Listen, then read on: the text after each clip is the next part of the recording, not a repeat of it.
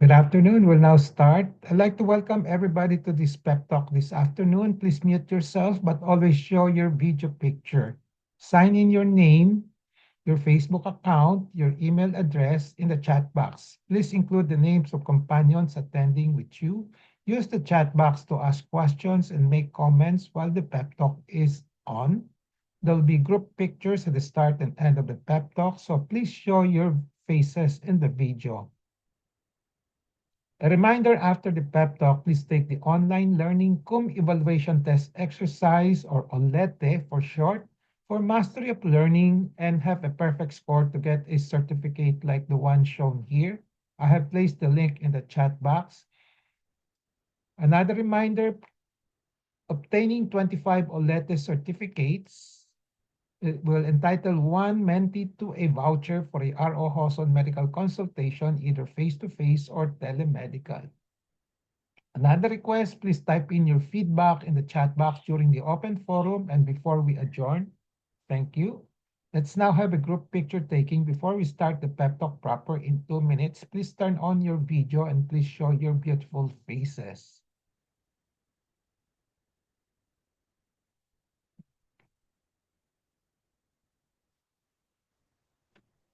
Okay, get set. Okay, 1, 2, 3.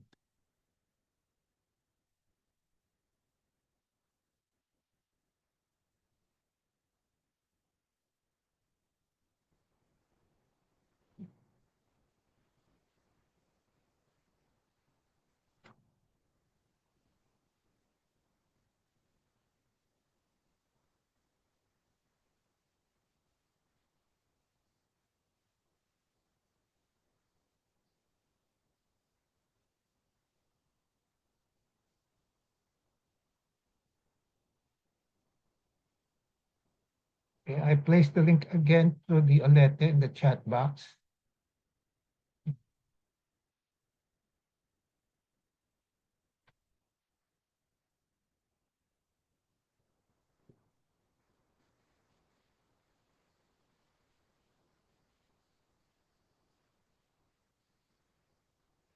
I have a patient empowerment program in which I like to empower the lay people or patients to take control of the management of their health.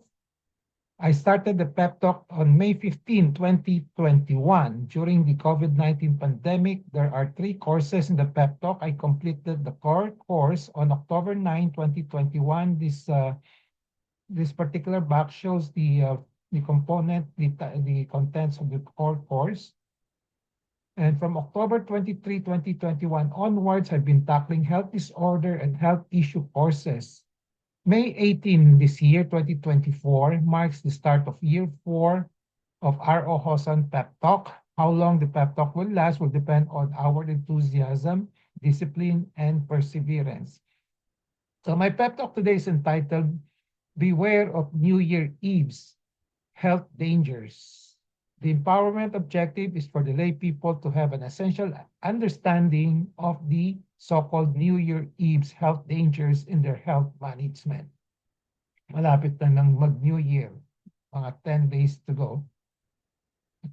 The contents of this pep talk will be the following: definition of New Year's Eve, common health dangers during the New Year Eve celebration, prevention of common health dangers during the New Year Eve celebration, prevention of vehicular accident, which is related to alcohol intoxication, prevention of physical injuries from quarrels and disagreements related to alcoholic intoxication, and then prevention of the so-called abdominal gastrointestinal syndrome, prevention of heart syndrome, then prevention of firecracker and gunfire injuries, first aid management of firecracker injuries, prevention of burn injuries, and first aid management of burn injuries.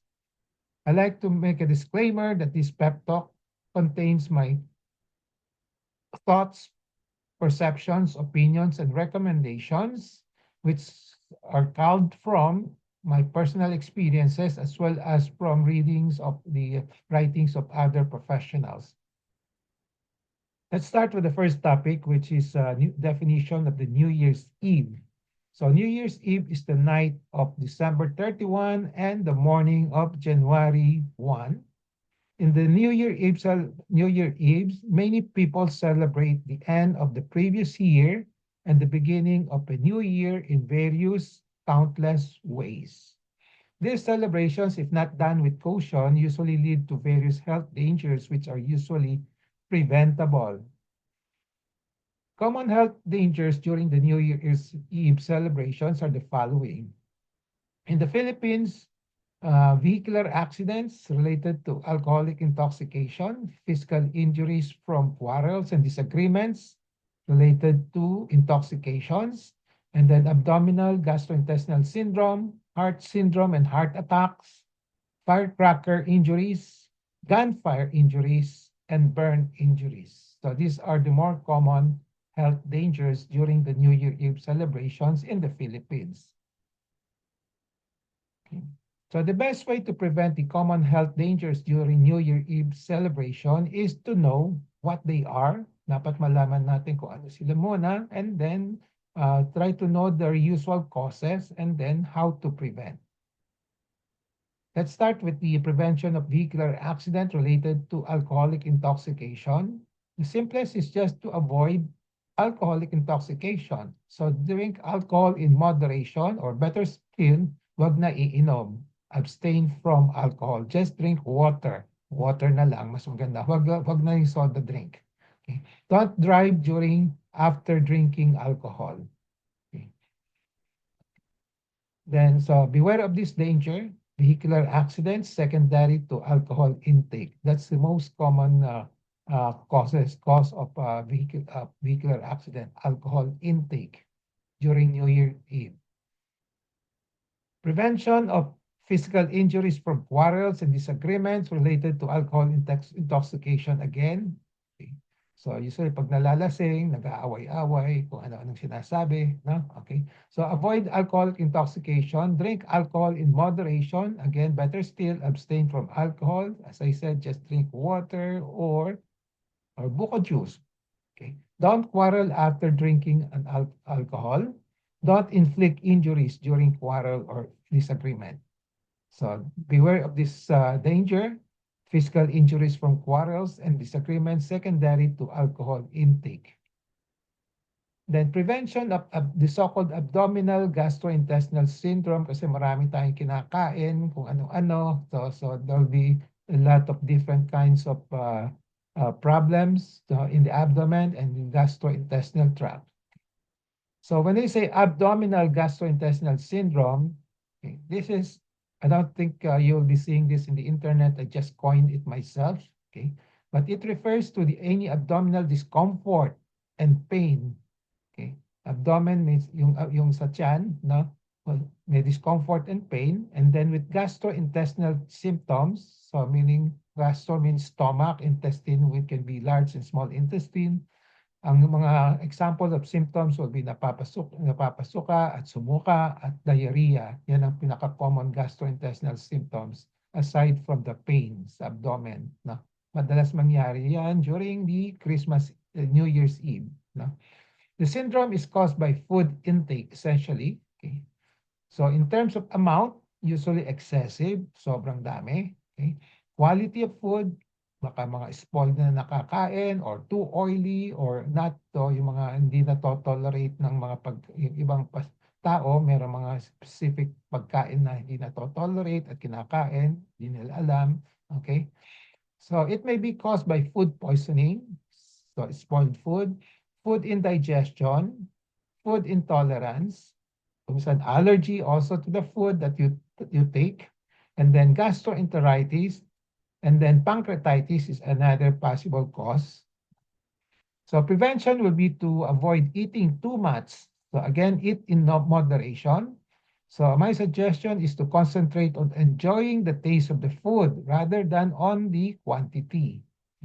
So tikman-tikman na lang, yung enjoy na lang yung taste ng pagkain rather than on the quantity. Be careful with what you eat. So make sure that they are not spoiled. So So, importante hindi kayo lasing so that you can discern which foods are not spoiled. No? So, then just try to avoid those food which you have not been tolerating before, and then those which you are not allergic to. So, avoid lang itong lahat so that you don't end up with abdominal gastrointestinal syndrome. The other danger is the prevention of heart syndrome and heart attack. Okay. So this is relatively new. No, before during my time as a student, I didn't hear of this, but in a 2018 study, okay, there's a report on the risk of heart attacks, okay, increasing significantly during the holidays, winter holidays season. So during a 15-year period, this was reported in the Swedish by the Swedish researchers. They discovered the chance of a heart attack were 15% higher than usual on Christmas Eve, then 37 on Christmas Eve, yung 15% higher than usual than on Christmas, and then ito yung Christmas season, and then 37 on specific Christmas Eve, and then 20% higher on New Year's Day.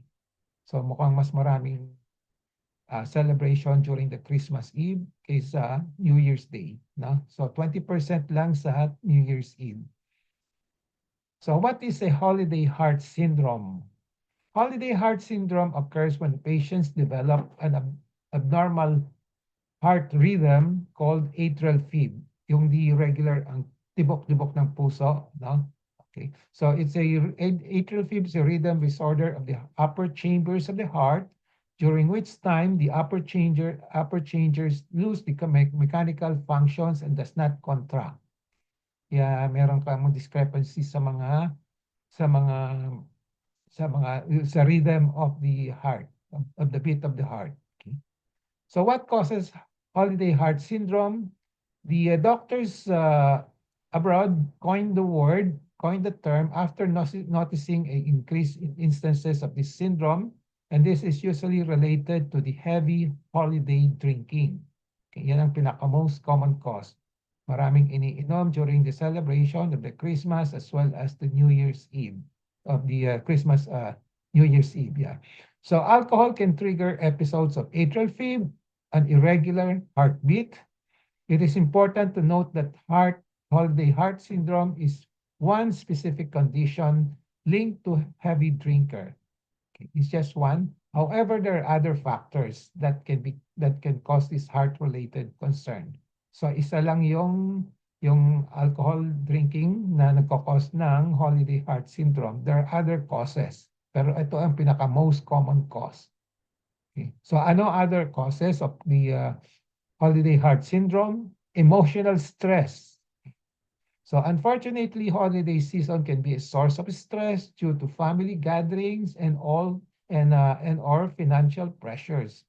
So spending a lot with gift and with travel expenses, it can sometimes cause mental distress. Other causes will be the overindulgence, resulting from poor eating habit and then high salt intake, okay, during this time, which can exacerbate the chronic heart condition. Yung pasyente na meron ng dating may heart problem, it can exacerbate it, no? Mapapalala. Okay. So this can lead to heart failure and chronic high blood pressure. Okay. So mga dating may sakit sa heart, kung kumakain ka pa nag-overindulge ka sa mga pagkain, especially high salt intake, so this can trigger the pinaka-main attack. Delayed treatment. No? So during this time, baka nadidelay yung pagkagamot, pagka-consult sa doktor. So delay in seeking treatment during the holidays may also play a part in the prevalence of cardiac events. Kasi Pasko na, so sabi nila, tsaka na lang, okay? So what are some tips to reduce the holiday heart syndrome? It's expected to enjoy the holiday with food, family, fun. But just don't overdo it. Pwedeng gawin yung enjoyment, wala natin may iwasan. Mag-enjoy tayo during the holidays with food, family, and fun, but don't overdo it. So wag iinom masyadong marami, don't binge drink, especially the alcohol. Avoid too much caffeine, and then watch your salt intake. And then, of course, during the holidays, still continue to do your exercise, your regular exercise. Everyone should be mindful of alcohol consumption and general indulgence of food and drinks during the holidays, whether or not they have a pre-existing heart disease or a family history of a heart disease. So especially for those with a heart disease and family history of heart disease, pero even those without a previous heart disease, wag lang mag overindulgence sa alcohol as well as mga pagkain. No? Okay. So this is a happy celebration. So take note, wag lang overeating, masyadong marami. Basta kung may ano, hati-hati na lang. Okay? Now let's go to the next topic, prevention of firecracker and gunfire injuries. There are usually three types of fire injuries related to noise-making celebration during the New Year's Eve. So gumagawa tayo ng noise to celebrate the New Year's Eve, but so we ended up with a lot of yung mga noise-producing mechanism na nagkakause ng fire injuries. So these are firecracker injuries per se, Labintador, whatever, injuries from the indiscriminate use of firing of guns, which is still common in the Philippines, and also house fires. Okay, so these are the three types of fire injuries during the New Year's Eve. So, there is a survey by the Bureau of Fire Protection, no? So December 2021 to January 2022. At that time, ang number 4 cause of the fire during that time was ignition caused by fireworks and pyrotechnics explosion, and then this one caused by firecrackers explosion. No? In 2022 to 2023, so last year, okay, ang number 1 na with cause of the fires, ignition caused by fireworks and pyrotechnics explosion. And then number 3 yun, caused by the fireworks explosions. So the other causes are mga electrical problems sa house, no? Ganon. And then smoking, lighted cigarette in the house probably, no? Okay. So take note of that. So prevention of house fires. Okay. So usually yung mga house fires are coming from ignition of fireworks and firecrackers, no? Okay. Pwede din yung mga sigarilyo, yung mga ganon, no? So avoid direct contact with ignition from fireworks and firecrackers. Then yung mga we know that a lot of firecrackers, fireworks are going to the sky, and then when they fall, kuminsan tumatama sa roof, no? And then may nasusunog na bahay, no? So those roof which are flammable, made up of flammable materials, take note, no? So you just water the roof kung pwede, kung aabutin, no? Kung hindi, babantayin na maigi, no? During the New Year's Eve, no? Okay. The Bureau of Fire Prevention has consistently advised the public to exercise caution and adhere to the following preventive safety measures to avert fires during the New Year festivities. Number 1, always attend to lighted candles. Do not leave them burning without supervision. Stay vigilant when cooking and never leave it unmonitored. Refrain from incinerating wrapping papers, cartoons, and other rubbish in the fireplace. And inspect your electrical cords for any signs of wear and tear, and ensure the plugs are secure. And then disconnect electrical devices when planning to go away from home, to be away from home, especially those for yung mga nag-out of town holidays. Avoid overburdening your house electrical system, yung mga octopus. And then do not smoke indoors. Regularly perform maintenance check on your gas tank. Baka may nagli-leak doon. No? So these are some of the advices of the Bureau of Fire Protection. Now, for the gunfire injuries, although forbidden, may mga laws yan, di ba? Mga legal. So up to the present time, there are still a lot of people who have guns who fire to the sky as part of the celebration of the new year. So the falling back of the fired bullet from the sky into the ground is the main cause of the gunfire injuries during New Year's Eve. No? To prevent injuries from this indiscriminate firing of guns into the sky, okay, in and around New Year's Eve, just stay indoor with sturdy roofs. So you cannot, although there's an ordinance for prohibiting that, meron pa rin gumagawa. So you just, to play safe, you just stay indoor during, especially yung mga few hours before 12 o'clock, midnight sa December 31.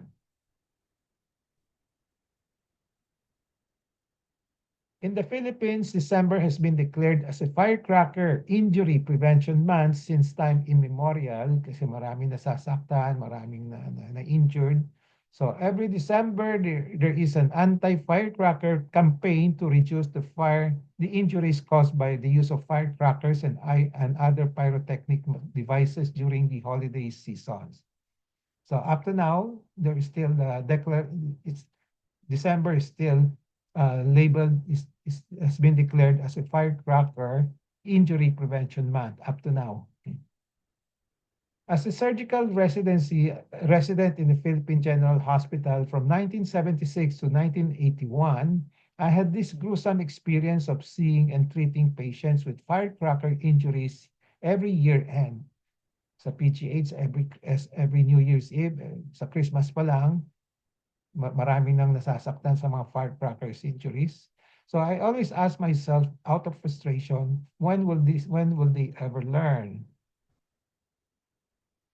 So in 2024, when I was the chairperson of the Department of Surgery in the Hospital of Maynila, I launched a campaign to prevent unnecessary firecracker injuries in the city of Manila. I wrote a letter to the then Mayor Atienza requesting for help to have an ordinance promulgated by the City of Manila Council banning the use of firecrackers by the public in the territory of the City of Manila during every New Year celebration starting 2024. I thought such a kind of ordinance was the most effective way of reducing, if not totally eliminating, the incidence of firecracker-related injuries in the City of Manila.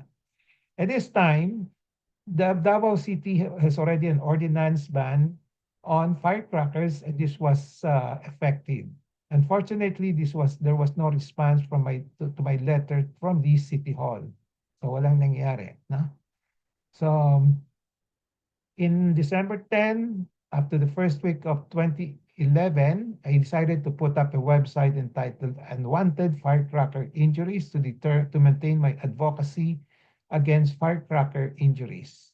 So the only thing that I can do now is to just keep on reminding people on the risk of firecracker injuries and appeal to them to avoid, which I'm doing now with this lecture. So up to now, 2024, ina-advocate ko. I make sure that I have a reminder to my patients, to the public, on avoidance of the firecracker injuries. But fortunately, as years go by, more cities have passed ordinances on firecracker bans. Examples, aside from Davao, Zamboanga, Baguio, and Muntinlupa, have already some ban on their firecrackers, Okay. So in 2017, the former President Rodrigo Duterte issued an executive order number 28 providing the regulation and control of the use of firecracker and our other pyrotechnic devices. So the EO says limits the use of firecrackers to community display, to which I agree, community na lang, to minimize the risk of injuries and casualties. The use of firecrackers should be henceforth be confined to community fireworks displays. So the EO executive order has reduced significantly the number, pero meron pa rin up to now. Okay, as of last year, meron pa rin. So firecracker and fireworks, no doubt, will be present in our midst because of the tradition. They will never be completely eliminated as they will continue to be used for celebrating milestones and occasions. But I hope they can just be handled by expert people who can do the community firework display. So to avoid the unnecessary firecracker injuries, my recommendation is that firecrackers be sold to and used only by people trained and authorized to do fireworks during special occasions and in safe places. And the rest of the citizenry should just watch and enjoy the fireworks at a safe place and be protected from firecrackers injuries. Ito yung campaign of the Department of Health and the government. Okay. So, Oplan Iwas Paputok. Okay. Oplan fireworks display. Okay. So, these are the ones minimizing the firecracker injuries. No? Okay. So, ito, sometimes up to now, we still see some of this one, yung mga, yung mga nasusunog na kamay, napuputol na kamay, gano'n, na? Okay, even sa mukha, meron din, na? Now, let's go to the first aid management of firecracker injuries. As I said, meron pa yan up to now, despite the ban. So, once you have a firecracker injuries, or somebody has firecracker injuries, i-advise na lang ninyo, wash copiously with soap and water right away. Kahit na soap and water lang, pwede na. Okay? That's right away, ha? Importante yon, no? So, it's applicable to all parts of the body injured, kahit saan. Basta linisin lang maigi with soap and water. And then, if there's a malakas ang may bleeding, no? Just control that bleeding by applying pressure using wala kayong panyo, walang bandages, no, walang tela, you just use a clean hand, no? Kung malakas na yung bleeding, no? Kung mahina ang bleeding, just try your best to get a clean handkerchiefs, no, clean clothes, and then apply pressure. Now, if the firecracker injuries are severe, so you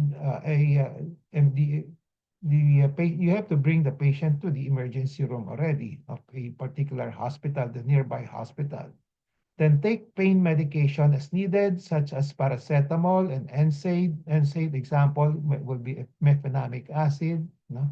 Then antibiotics and anti-tetanus injections may be prescribed by the physicians as indicated. Let the physician decides on this. No? Okay. When to take the antibiotics and when to have the anti-tetanus injections.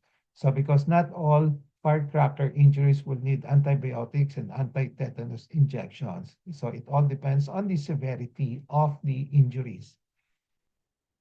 Now, prevention of burn injuries.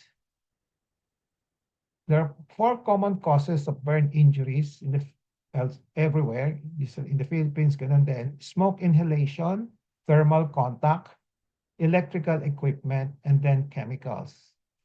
So, but my focus for discussion today will be those burns caused by the thermal contact. Now, I want to discuss smoke inhalation, electrical equipment, and chemicals. So those caused by thermal contact will be fire, apoy, and then hot liquids, yung nakakapaso na yung mga boiling water, ganon, contact with hot surfaces.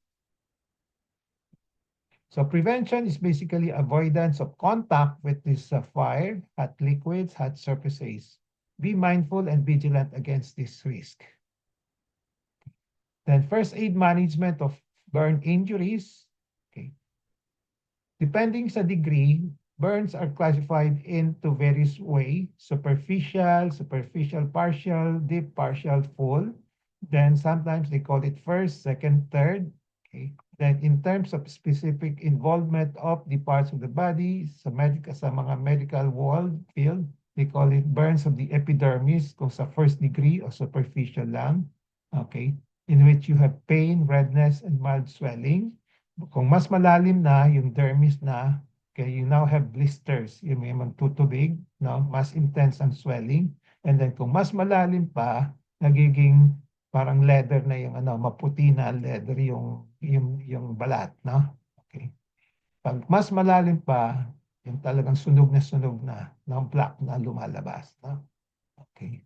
So this is a further illustration. First degree burns, usually superficial, mababaw lang. At partial, medyo malalim ng konti.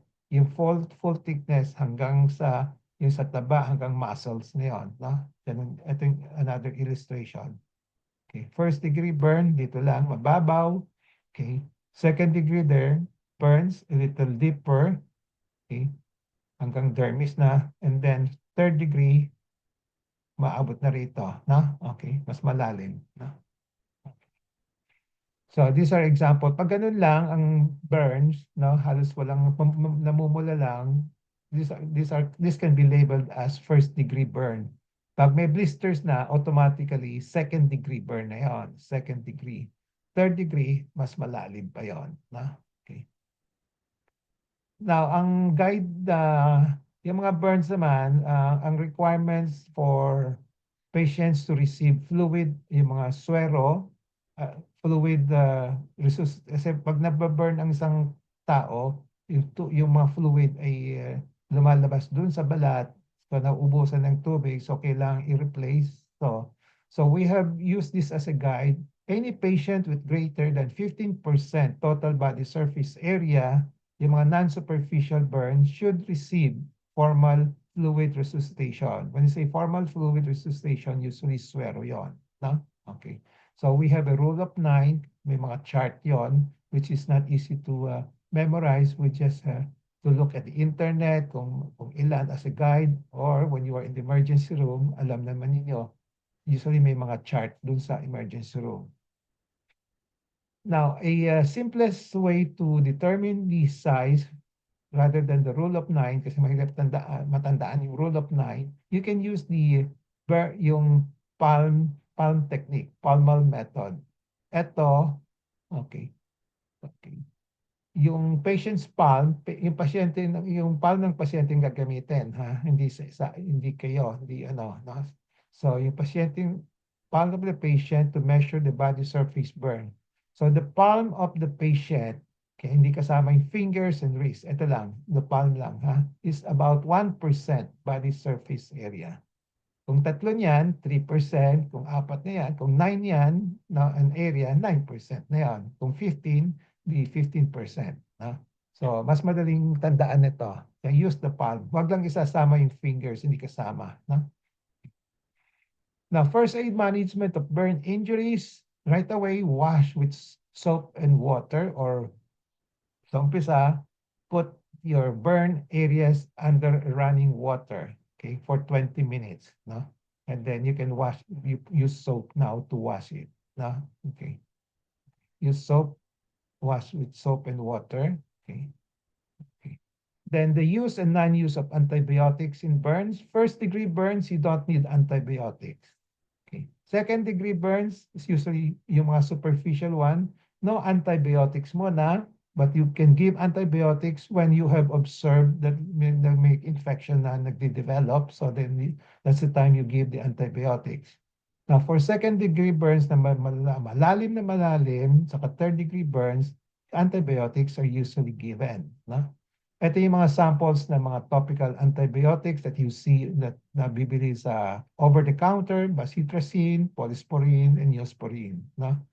Now, those which need prescriptions are this one, puracin, silver, no?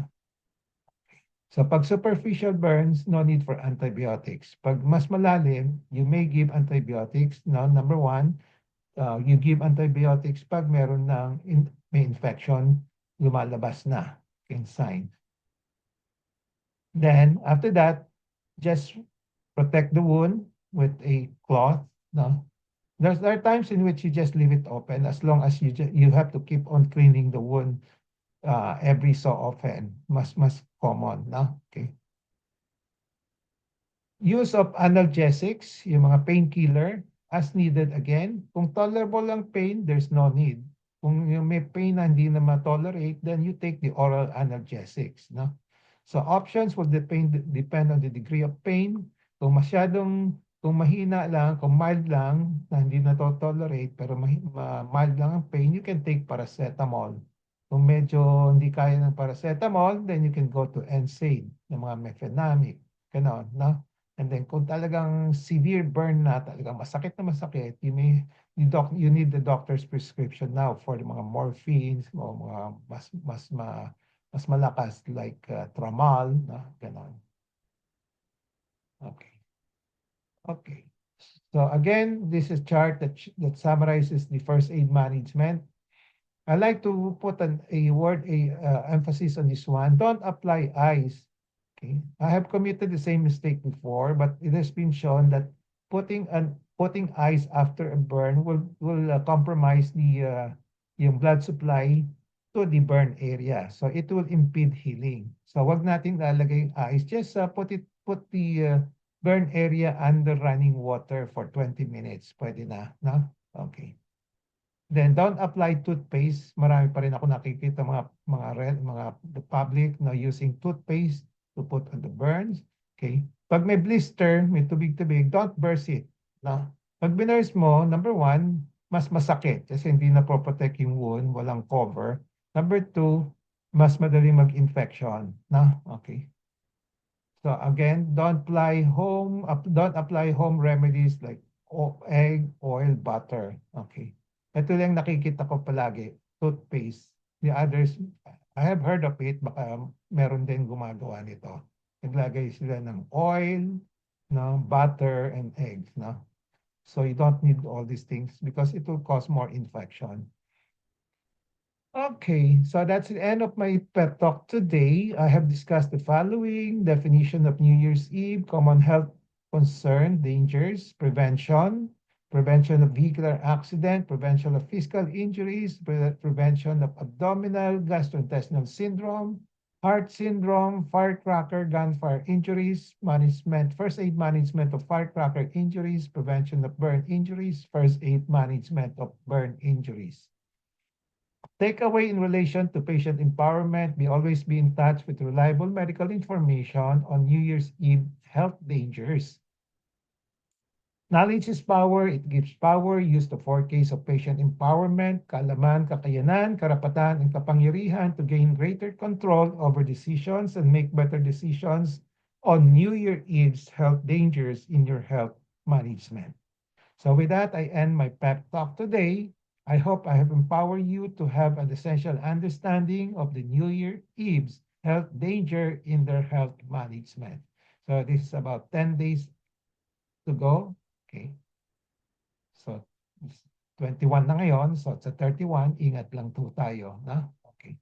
So reminder, after the pep talk, please take the Olete. Okay. I have placed the link in the chat box already.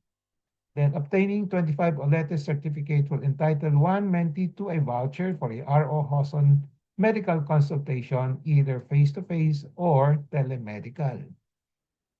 Another request, please type in your feedback in the chat box during the open forum and before we adjourn. Let's now have a group picture taking before we start the QA and interactions.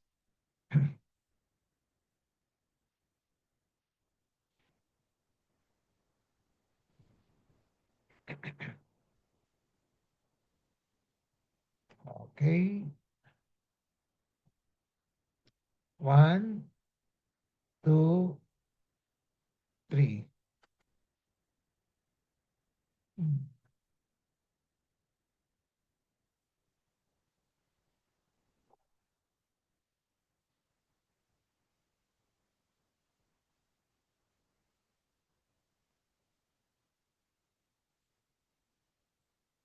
Okay, the floor is now open for questions, comments, no?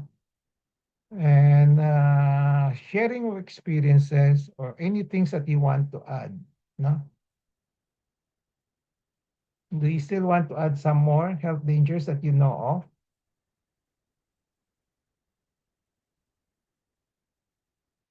Meron pa kayo naiisip sa Philippine setting? Wala na? Na-cover ko na ba lahat? I think so, Doc. And Okay. thank you. I'd like to thank you for the reminders. I mean, these are it's really something that we have heard before, but keep on forgetting. Yeah. Matigas ulo talaga ng Pilipino. But thank you. Very good reminders. Yeah. And makes sense. I didn't know that it was Duterte who who was trying to who banned the who In first had Davao. that idea. Davao. Oo. He started it in Davao, and then when he was the president, he put a EO, but they have not made it a law. Well, Kaya may maraming injuries pa rin up to now. No? Okay. yeah. Pero nabawasan na, I suppose nabawasan na. Okay. Yes. Kaya yung mga Thank kami, you again. when we when I was a resident, we're not allowed to go home on December 31 because of that particular marami kasing injuries from firecracker. No? Kaya ngayon mas magaan na yung mga nagdu-duty sa mga government hospitals on December 31, no? At least he had one accomplishment. Okay. Okay. Any more comments? Any contributions? Okay. So anong gagawin niyo this New Year's Eve? Paano kayo magsa-celebrate? Kakanta na lang. Karaoke na lang. Donna, kakanta ka na lang. Okay. So beware yung pagkain, ha? I think more common problems sa pagkain, no? So control the diet. Ako rin minsan hindi ko makontrol no? Pero I try my best to make to control my diet. Tikim-tikim na lang.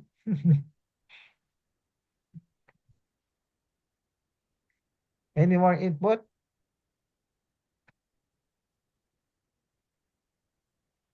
I suppose nobody's firing fire guns dito, no?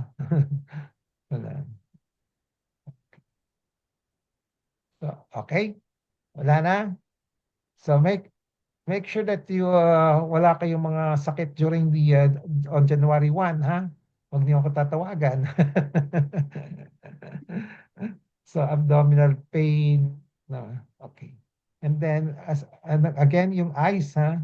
Huwag niyo maglalagay kayo ng ice kasi that's a mistake pala. Now you don't put ice. I have committed the same mistake. Ang first reflex impulse ko is to put ice. No. Okay. So just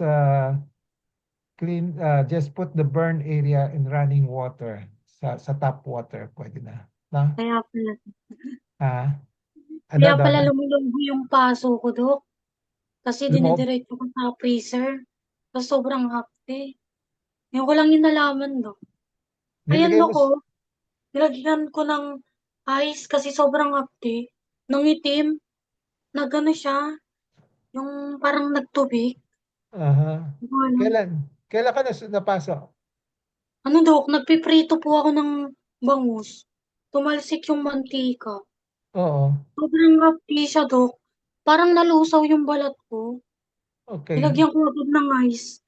Kasi parang yung mukha ko sobrang sakit. Okay. Ayun. Tapos toothpaste. Okay. Sinong gumagamit narinig ko na yung toothpaste. Sinong gumagamit ng egg? May gumagamit ng egg dati sa inyo? Malangsa yun eh. Ha? Malangsa yung egg. Butter. Ang naririnig ko sa Philippines, toothpaste yung ginagamit. I don't know kung gumagamit kayo ng ibang And then, a common problem is antibiotics. Yung lalagay kagad kayo ng mga topical antibiotics, di ba? Yeah. So, hindi kailangan. Basta kung superficial lang, just clean it, soap it in water lang every day. Just soap and water lang. Yeah, soap and water, eventually it will heal. No? Mas mabilis pa, no? Ang healing nun. Basta clean it with soap and water, mas mabilis, no? Kasi wag niyo lalagyan ng betadine din, ha? Yung mga burn injuries.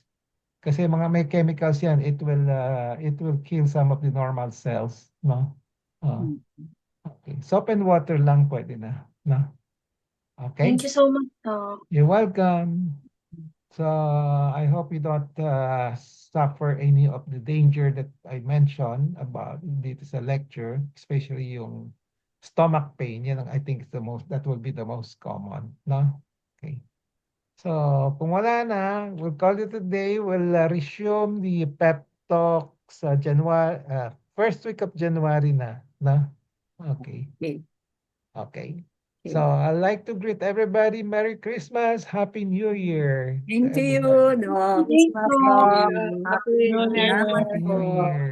Happy See. holidays, Doc Yeah. Ray. Yeah. Thank you. Thank Nice. you. Okay. Okay. See Bye-bye. you next year. See you next year. Bye-bye.